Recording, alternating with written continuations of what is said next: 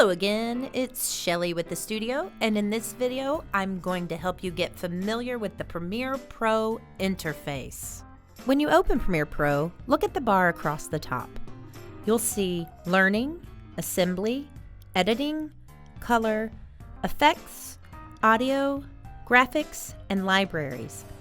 To keep things super simple, we're only going to be using two of these tabs, Editing and Graphics.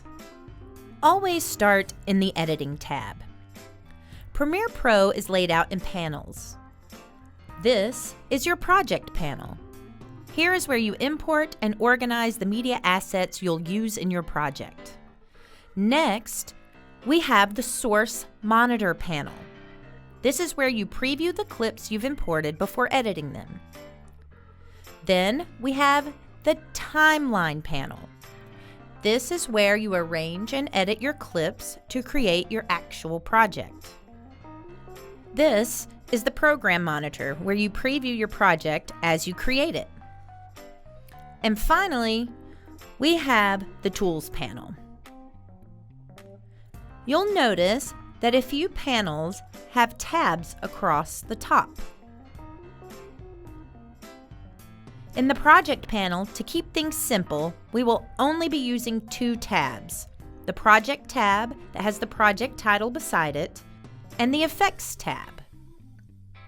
In the Source Monitor panel, we will be using the Source tab and the Effects Controls tab.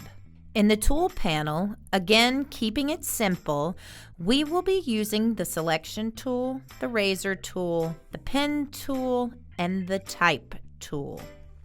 If you are ever uncertain about what something is, hover over it and Premiere Pro will tell you. Stay tuned for the next video where I tell you all about importing your files and/or media assets. Still need assistance? Reach out to us. We're happy to help.